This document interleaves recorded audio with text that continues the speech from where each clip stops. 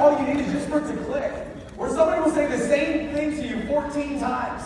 But it's on the 15th time where something just makes sense. Anybody ever been in that situation? Okay? Guys, building this business is like putting together a puzzle. Anybody ever put together a puzzle before? 4 of you? Only 4? How many of you guys are not going to cooperate no matter what I say? Okay? Raise your hand if you've ever built a puzzle before. Yeah. Is it easier in the beginning or towards the end of putting the puzzle together? Yeah. Why? Because it all starts to come together. Yes or yes? Yeah. See, sometimes we come out to meetings like this, and some of us might be new. Raise your hand if you've been here for less than 3 months. There's a lot of new people in this room, and you're still trying to figure out what we even do. Right? Like IUL, what does that stand for? Like we're figuring that out here. Okay? And so you come in and you have this puzzle. And the puzzle has all these pieces. They're scattered everywhere. You go into a base shop training, a company training, and they're just throwing more pieces at you. Yes or yes? Yes. And you're grabbing these pieces and you're like, I don't know where this goes. Somebody help me. I don't know where this goes. And then slowly but surely you start to put together the entire puzzle. And then all of a sudden, it starts to get easier and easier. And it helps because you have people like a Sean Young, and you can just set up the cover of the board and say, okay, this is what it's supposed to look like. I know what it's supposed to look like. You have someone like a Z, and you set up the cover of the puzzle box, like this is the vision, this is what it's supposed to look like, this is what a $500,000 earner looks like, this is what it's supposed to be. And you look at it, and you have an idea, but you still can't come to figure out where all these pieces go. But then slowly but surely, these pieces just start to come together. You start building the what? The frame. And slowly and slowly and slowly but surely, all of a sudden comes together. And the more complete your puzzle becomes, the easier it becomes for you to identify where a piece goes. And the faster it starts to become. And all of a sudden, you put together a puzzle, and the first, the trim of it, the frame of it, and the outer workings of it probably took you a couple hours. But then the middle pieces, you're like, boom, boom, boom, boom, boom, boom. Why? Because the vision is coming together.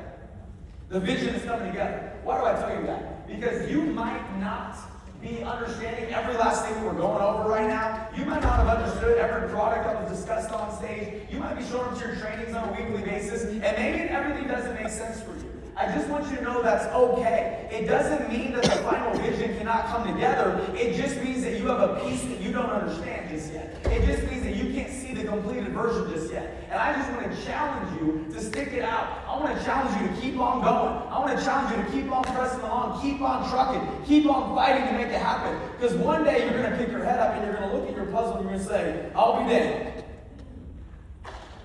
It's complete. And you're going to be looking around at your life with just extreme levels of gratitude. Extreme levels of gratitude. And just happiness and bliss and fulfillment because you built this incredible life.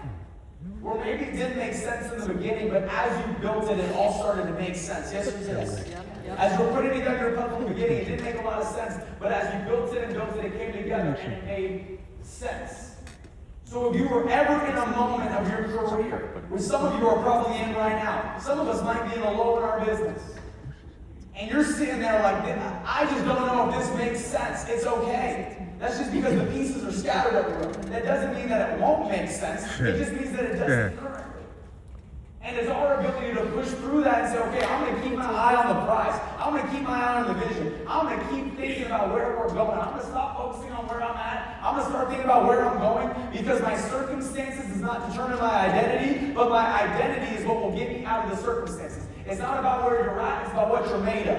And I don't want you to ever forget that. It's about what you're made of. And I know that if you're in a room at 6:30, 7 o'clock, I don't even know what time it is on a Saturday afternoon, you are crazy. That's what I know. Look at your neighbor, say, you're crazy. You're crazy. No, look at your neighbor, say, hey, like, straight up. Straight up, you crazy. Kizzy, you You're crazy. not like everybody else. You ain't like everybody else, Kizzy. You're different. You different, yo. You feel different. You not Kizzy. average and ordinary. All You the average and Kizinator. ordinary people left at 3 p.m. today. You're still in your seat. You're 6:30, 7 o'clock. You're tired. You're exhausted. You're praying that I finish fasting and what my time allows. You're like, I want to get out of here, but you're still here. You want to know why? You want to know why you're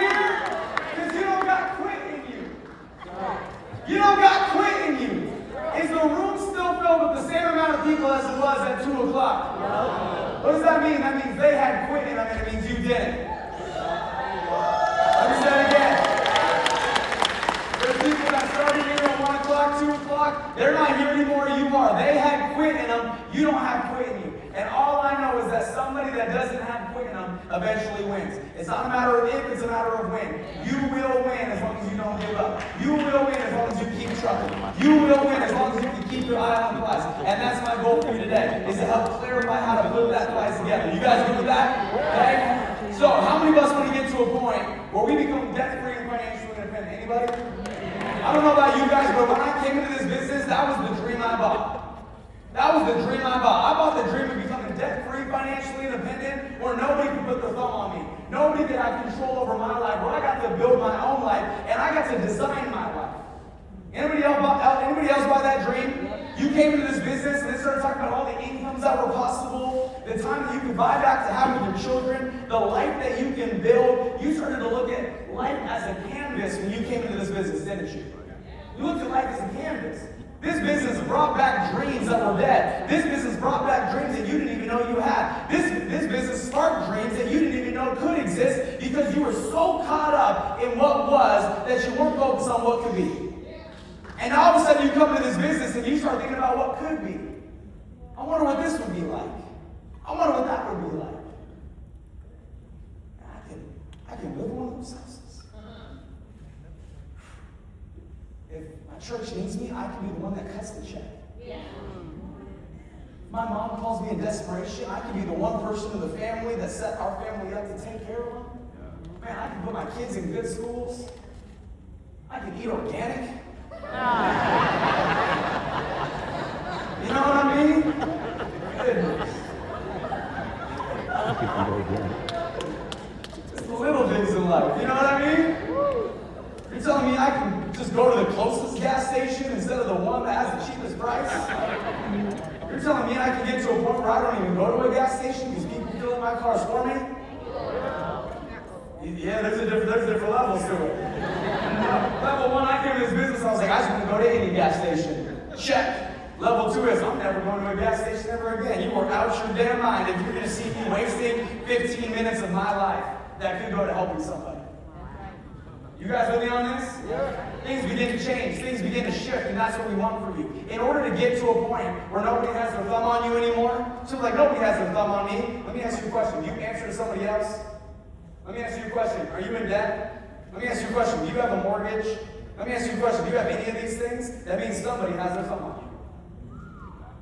Somebody has their thumb on you in some way, shape, or form. And it doesn't mean you're a bad person. It just means that somebody has their thumb on you. And if you want to get to a point where you are free at the highest level, we got to build this thing, and we got to build this thing bigger, and we got to take advantage of this opportunity and the lights on this opportunity. Are you catching this right now? Yep.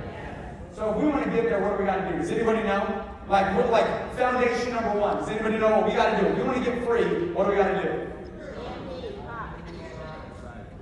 This is very nerve-wracking. Sean Young, top base shot builder in the entire company. What do we got to do?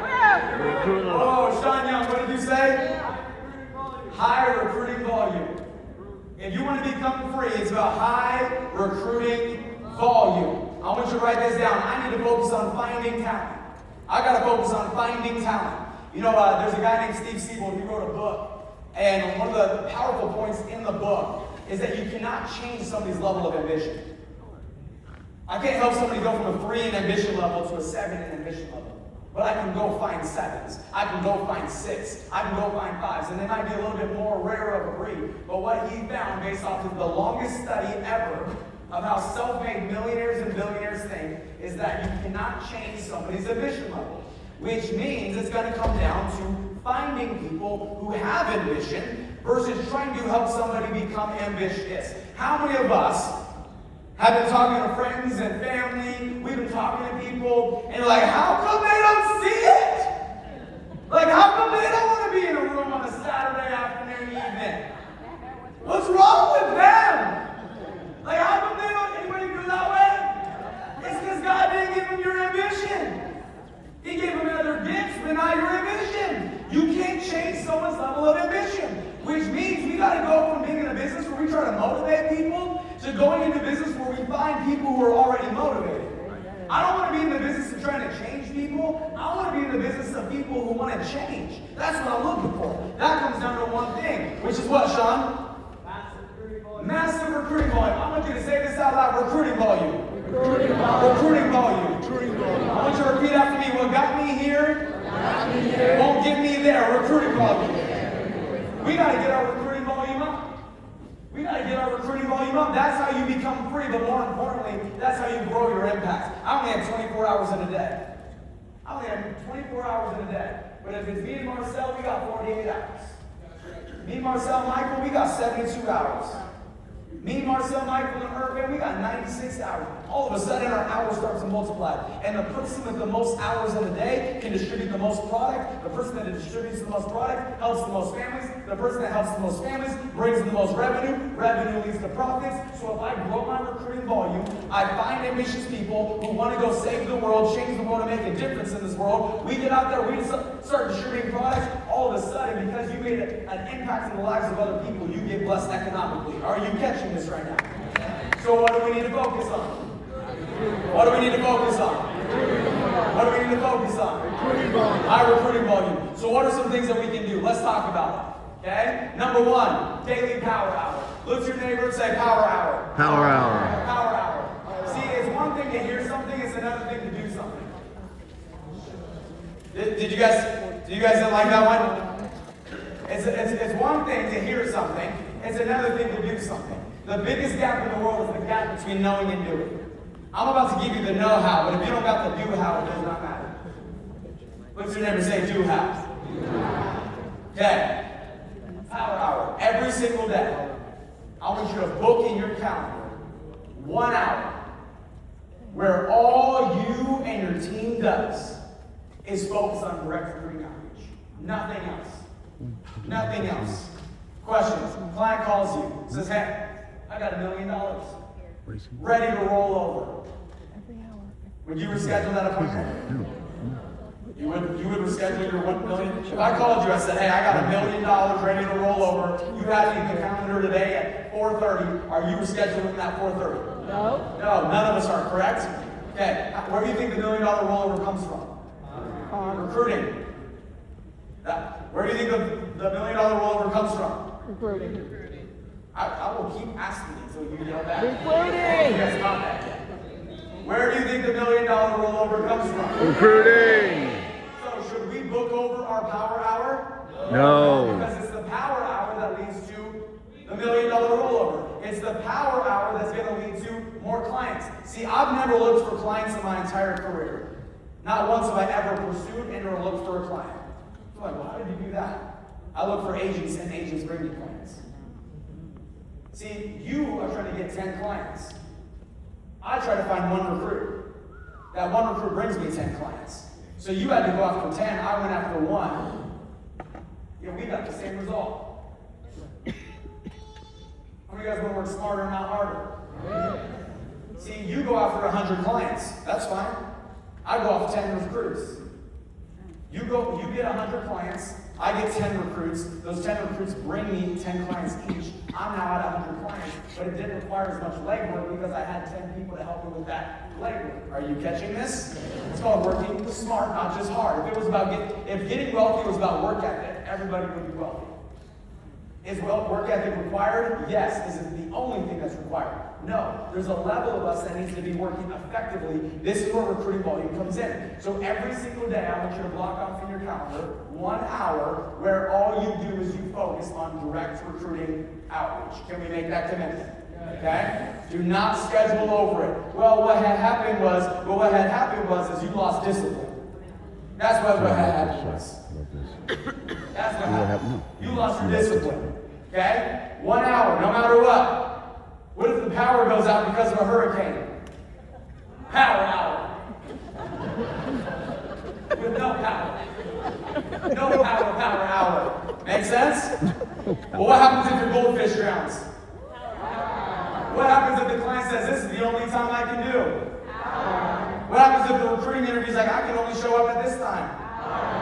Power hour. Oh, my kid's got to be picked up from school. Power hour. I'll see you. You know what I mean? Power hour. Look at your neighbor and say power hour. You know how many people I've told this to? A lot. And it's the people that actually implement it that change their business. There's a gentleman by the name of Jack Maroney in our organization. He's one of our incredible EMDs. And Jack came to me and goes, Matt, I'm just like stuck at 9 to 11, 9 to 12 recruits every single month. I said, dude, do a power hour with everyone on your team. He said, oh, we do it. Everyone just does it independently. He said, I do it on my own and they do it on their own or on their schedule. I said, and how many directs did you get last month? He goes, 6. I said, how many directs did all 1,700 people that claim to do it every single day get last month? He said, well, based off the numbers, 0 to 1. I said, well, your people are full of crap. He goes, what? I said, all your people are liars. He goes, what are you talking about? I said, every person on your team is a liar. They're all reporting fake numbers to you. He goes, no, not my team. I said, well, then do this. Prove me wrong. Every day for the next 30 days, I want you to do a power hour with your people. And if nothing changes, then you're right, your people are truth tellers. But if something changes, Numbers don't lie. I think you know the answer. 30 days later, 34 recruits in 1 month. Wow. Triple his recruiting. Went from 8 to 9 to 11, 12 to 30 plus recruits in 1 month. Why? Because they had a singular focus together as a team. What if you did that with you in your day shop? Would your recruiting go up, yes or yes? Yes. Number 2, turn every dollar spent into a dollar invested. I don't know about if you're anything like me, I am frugal. Irvin knows me. I am frugal. You don't make money in the sell, you make money in the buy. So if I'm going to buy something, I'm going to turn money spent into a dollar invested. How do you do that? You prospect every single person. Every person that comes your way, you prospect them. If I'm going to spend money at a restaurant, I'm getting their name and number. If I'm going to buy a car, I'm getting their name and number. If I'm going to buy some shoes, I'm getting their name and number. If I'm anywhere spending money, I'm going to get their number. Make sense? And this is all you do, okay? This might sound strange, and I don't mean to sound strange, but your service today was incredible. And our firm is expanding a ton right now, looking for good people. And if you just brought that quality of service to our industry, you could do very well for yourself financially. Do you ever have a business card on you? I would love to get you in contact with our expansion department. And then they stomp the yard, like Chris Brown, looking for a business card they've never ordered. And they might not have one. I said, hey, no big deal. Write down your contact information. I'll speak to the expansion department, and if they're willing to give you a call, I'll reach back out to you and let you know. Does that sound fair? Fantastic. That Jack guy, he was my server at True Foods. Chris Knott, you guys ever heard of Chris Knott? Crossing Million Point Base Shop last month. #1 recruiter in the entire company last month in the base shop. Guess where I prospected him? He sold me my Ford Raptor, and I prospected him. Do you know what I said? I said, this might sound strange. Everybody repeat after me. This might sound strange. And I don't mean to sound strange. But your service today was unbelievable. Our firm is expanding a ton right now. And if you brought that quality of service to our industry, you could do very well for yourself financially. Do you ever have a business card on you? No? Hey, no big deal. Write down your contact information. I'll speak to our expansion department. And if they're willing to give you a call, I'll reach out to you first and let you know. Sound fair? Oh. That's it. So what is my point? Just with that one script, if I can compliment you, I can prospect you. As long as I can compliment, I don't even need you. It doesn't even need to be service. I'll give you a great example. There was this gentleman named Jason. I know his name now. I didn't know his name at the time. I was leaving the movie theater, and this gentleman, there was an elderly lady that was walking across the mall, and she was going a little bit slower, and he just went up and walked with her. Just a kind thing to do, because you could tell she was a little bit flustered. You could just tell she was feeling some anxiety, and he just walked up and just walked next to her. Hey, it's okay. Who cares? Because there's all these cars. And afterwards, I walked up to him and I said, excuse me, what's your name? He goes, Jason. I said, Jason, it's so nice to meet you. My name's Matthew. This is going to sound so strange. I don't mean to sound strange. Like, literally, this will probably be the weirdest thing that ever happened to you. But I saw the way that you showed up with that level of kindness. Like, you were just so kind. I saw what you just did. I know you didn't do it for recognition. But our firm is expanding a ton right now, looking for good people. And if you brought a hub like that to our industry, you can do very well for yourself financially. Brother, do you have a business card on you? I'd love to get you in contact with our expansion department. He goes, no big deal. What was your number? Is it 858 or 619? Oh, 760? Oh, no big deal. Awesome. Listen, man, Like I said, this is weird. I never do this. But I'm going to go speak to our expansion department. And if they're willing to give you a call, I'll reach out to you the next couple of days and let you know. Does that sound good? Awesome. Everybody look at your neighbor and say, even you can do that. Okay? Can we do that?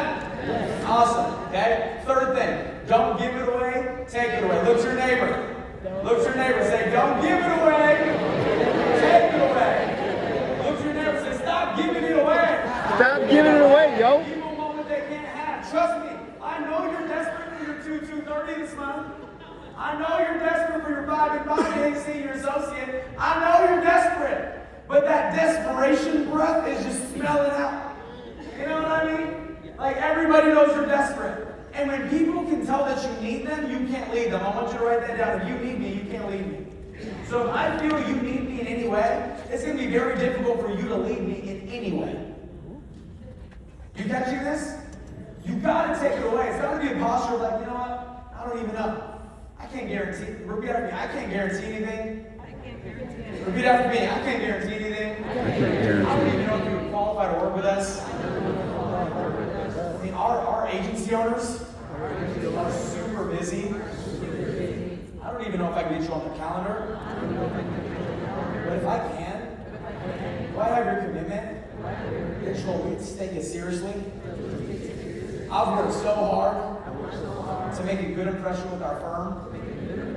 And I don't want to ruin my relationship for somebody who doesn't take it seriously. So if I get you an interview, you'll take it seriously, right? Okay, let me see what I can do. I can't guarantee anything. Let me see what I can do. See where I'm going with this? Yep. Was it like, come on in, we'll take care of you. Everybody can get recruited? Is that what I did? Join me, join me, join me, join me, join me, join me. Isn't that annoying? Look at your neighbor and say, that's annoying. So don't do that. Don't give it away. Take it away. Okay? Take it away, take it away. Let me give you an example. Okay? Guys, I want you to step into being more bold. I want you to step into being more bold. When you're in a recruiting interview, own it. Own the recruiting interview. Own the fact that we are the best in the world. Make sense? So if I'm in a recruiting interview, I say, listen, we're the fastest growing company in the history of financial services. And within 2 years, have helped more families and developed more 6- and 7-figure earners than any other company on the planet. Our firm is the best in the world at what we do. It's not a question whether or not we can help you win. The only question is, if we allowed you to work with our firm, what level of commitment would you show up with? Yeah, you can say that again. Sound like she took a bite of a California burrito. You know what I mean? Okay? So I want you to say this with me. Hey. Hey. Hey. We are the fastest growing company in the history of financial services. We are the fastest growing company in the history of financial services. And within 2 years, have helped more families, and developed more 6- and 7-figure earners than any other company on the planet. Our firm is the best in the world at what we do. Now say it like me. Our firm is the best in the world at what we do. It's not a question whether or not we can help you win. The only question is, if we allowed you to work with our firm, what level of commitment would you show up with? What if we started operating with this posture? The posture of, we're the best in the world at what we do. Somebody's like, I'm not the best in the world. Yeah, but we are. It's not about whether or not you are. Our firm is. Our firm is the best in the world at what it is that we do. No company in the history of financial services has ever helped the amount of families that we've been able to help within our first 2 years. No company's promoted more 6- and 7-figure earners than our company. We are the best in the world at what it is that we do. Nobody comes even close to being able to do what we have done, and nobody comes close to being able to do what we are going to go do. So I want to be very clear with you. We are the best in the world at what we do. Own it. Step into it. Stop acting timid. Stop playing around. Stop acting like you're on defense. It's time to get on offense. The best offense, or the best defense, is a great offense. It's time to get on offense. We are the what? Best in the world. What we do. and we're looking for top tier talent, I'm not even sure if you would qualify to work with us. But we're the best in the world at what we do. And so if you did qualify to work with us, it's not a matter of if we can help you win. The only question is do you want to make 6 or 7 figures? You guys with me on this? Yes. We got to change our posture. Look at your neighbor, say, change your posture. Change your posture. So, hitting your year-end goals. We only got a couple months left in this year. In fact, not a couple months. We got a month and a half left in this year. And I want to challenge you to finish strong. I want to challenge you to show up differently. And I also want to help you get clear. I want to help you get clear. What do you want? Let's break down some goals. How many of us have some big goals going into the end of this year? The New Year's right around the corner. And as the New Year's right around the corner, we got to think differently. We got to show up differently. I hate when people say new year, new me. Well, the problem is you brought the old you into the new year, which means you're going to rinse and repeat. You got to become a new you to experience a new year. It's not new year, new me. It's new me, new year. See how that works? Okay? So, hitting your year-end goals. So number one is we got to identify what we want. What promotion do you want to have by the end of the year? How many of us are running for a promotion? Everybody on the count of 3, yell the promotion you're running for. 1, 2, 3. I like that, okay? I like that. So we got an EMD promotion. What about an income milestone? There's a watch, a ring, a diamond, whatever it might be. I want you to yell it out loud. 1, 2, 3. I'm like 14 of you knew. The other 14 of you are like, what's a ring, watch, or diamond? I want you to yell it out loud. Say it with your chest like Kevin Hart would say. Okay? 3, 2, 1, go. Okay. So you just told me what you know what you want, correct? You know what promotion milestone you want. You know what income milestone you want. Now here's the second question. Why do you want it? Why do you want it? No, not what do you want. We know what you want. The question is why do you want it? You're not going to become financially free at EMD. That's a promotion, that's a title. The title is not what's going to make you financially free. So here's the deal. Because you deserve it? Okay. Guys. Money? Okay. He said money. Send me my money. You know? I do. Okay, here's the deal. Okay? Let's get quiet for a second. And let's get clear. Why do I want it? You don't have to answer. If money is the answer, respectfully, it won't be enough. Because money will never be enough. Financially free, EMD, you're not going to become financially free.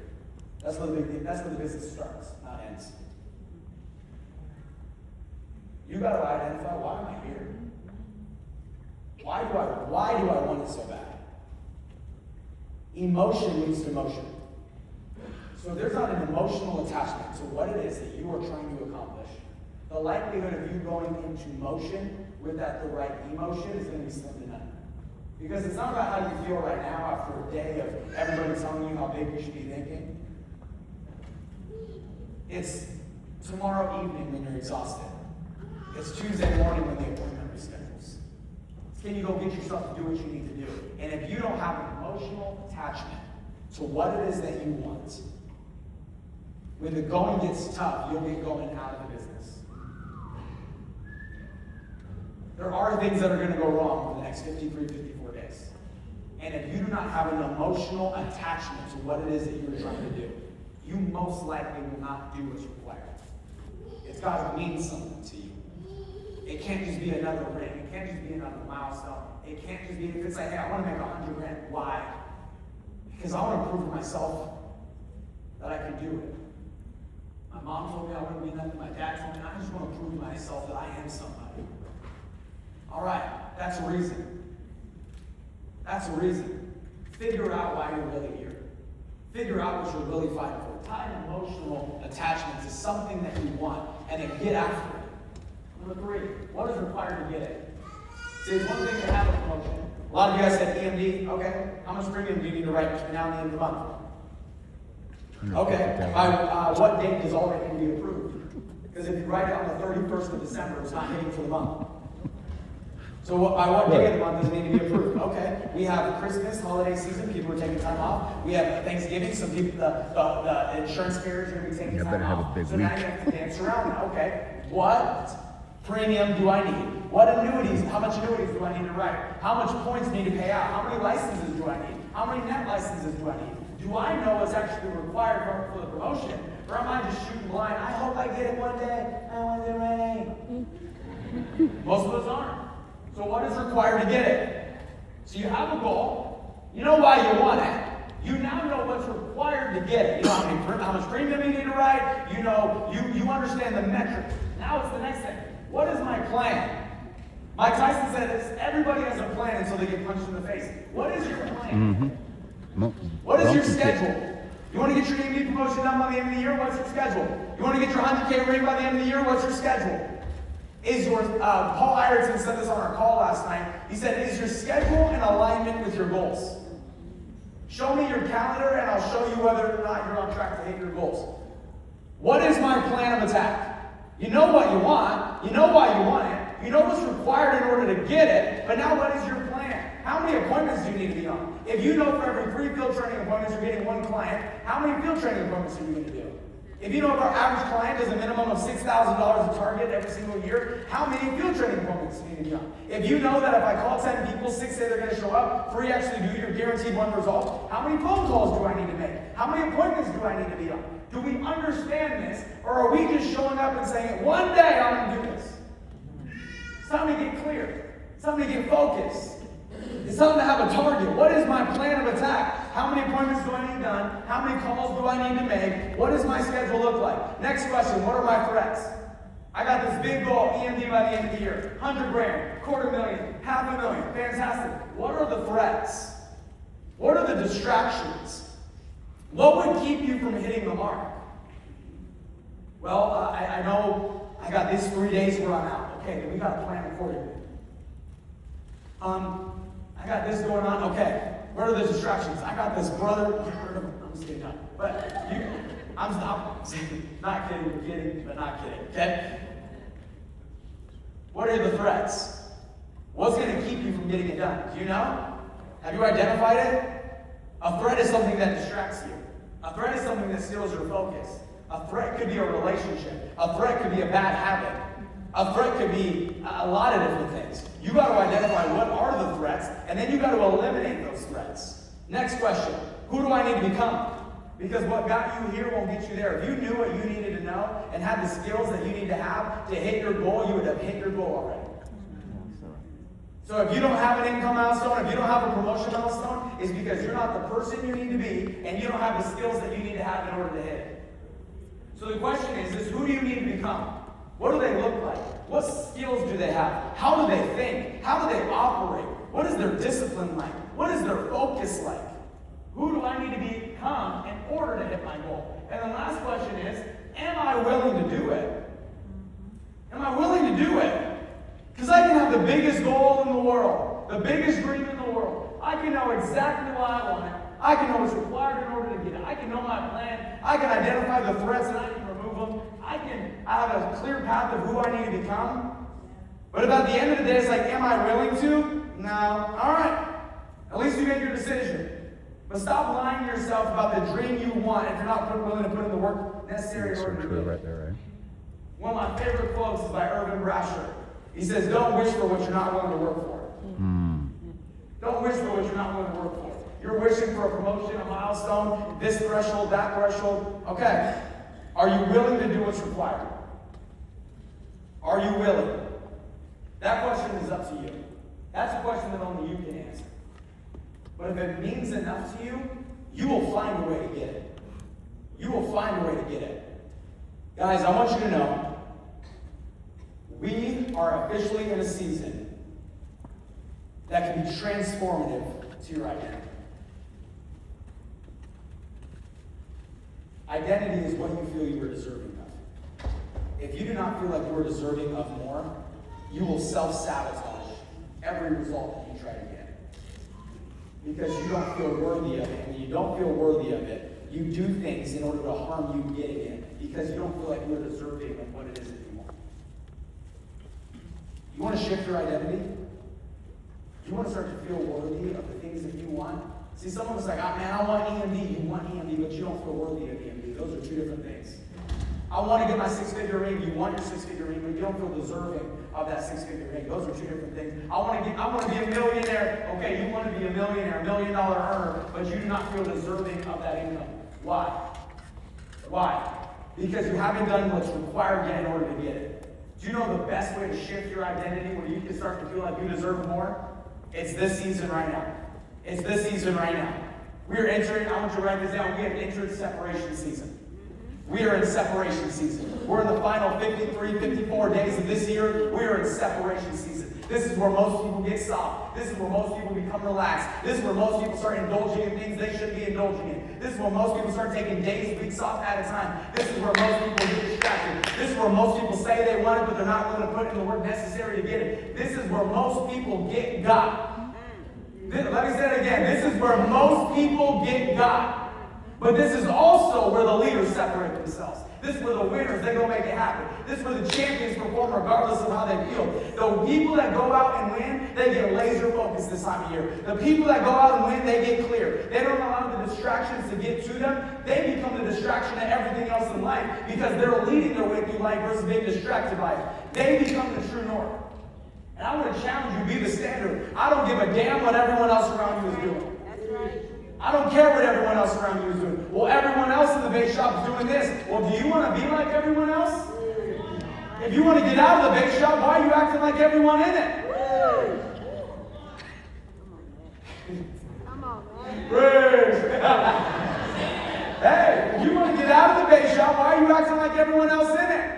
If you're trying to get your family out of poverty, why are you acting like everyone else that's in poverty? It doesn't make any sense.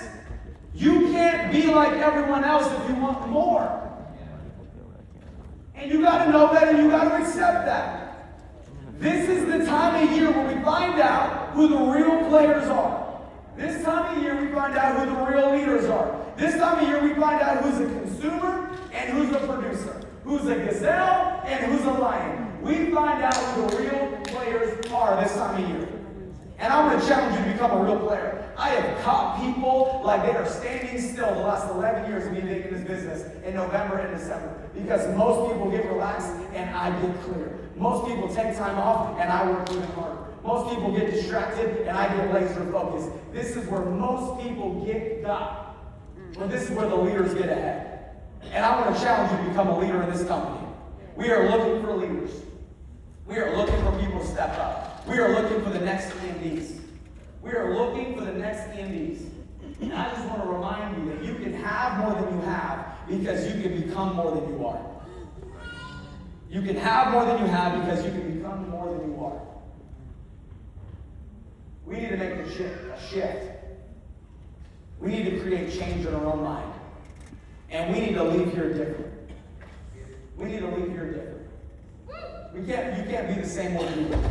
We need to leave here different. So as we walk away here today, don't allow this motivation to go to waste. Motivation is temporary. There's 3 levels of execution. Level 1 is motivation. You work when you feel like it. Right now you're feeling like it. Level 2 is discipline. You work when you don't feel like it. If you want to win, you got to operate with level 3, which is diligence. You work when you don't feel like it, as if you do feel like it. That becomes the separator. That becomes the separator in separation season. And you get yourself to do what's required because of what's on the line. What's on the line is your family living a better life. What's on the line is you being an example to your children of what it looks like to chase your dreams and accomplish them. A child will see the world based off the way they see the world treat their parents. Are you showing them an example of success when it comes to going after something big? Let's go be the difference moving forward. Let's go change the industry. Let's go correct the injustice that's going on in our industry. And let's go rescue all these agents that don't have real leadership. Because here in GFI, that's what we provide. And then be the leader that can lead them and honor your word after you give them your commitment. I want you guys to know that we love you. This company cares about you. This company has your back. We will move heaven and earth and do everything in our power to help you win. But it doesn't matter how much we believe in you, because you can win if we don't believe in you. but you'll never win if you don't believe. I want to challenge you to believe in yourself. You were created perfectly in His image. God wouldn't have given you the vision if He didn't give you the capacity to accomplish it.